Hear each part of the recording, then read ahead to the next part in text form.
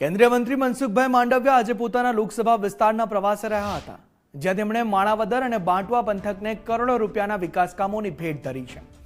મંત્રીએ બાંટવા ખાતે નવનિર્મિત નગરપાલિકા ભવનનું લોકાર્પણ કર્યું। સાથે જ માણાવદર કેશોદ વિસ્તારમાં 8.43 કરોડના કામો અને કુલ 139 કરોડના વિવિધ વિકાસલક્ષી કાર્યોનું ખાતમુહૂર્ત તેમજ લોકાર્પણ સંપન્ન કર્યું છે।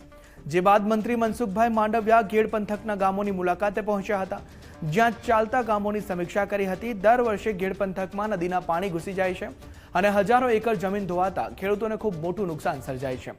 ત્યારે રાજ્ય સરકાર દ્વારા આ વિસ્તારની કાયમી સમસ્યાના ઉકેલ માટે 1180 કરોડ ફાળવાયા છે। આવતા દિવસોમાં ખેડૂતોને કાયમી સમસ્યાનો ઉકેલ આવે તે માટે પ્રયાસો હાથ ધરવામાં આવ્યા છે।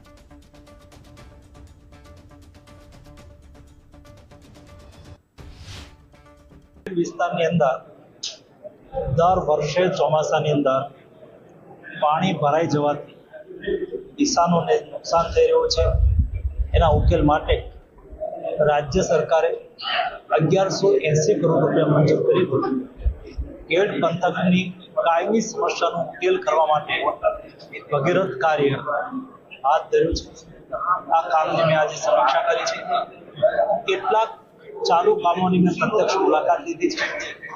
ઉચ્ચ અધિકારીઓ સાથે રિવ્યુ પણ કર્યો છે। આગામી દિવસોની અંદર તબક્કાવાર ગેડ પંથકને નદીઓની ઊંડા ઉતારવાના કામોને હાથ ધરવામાં આવશે।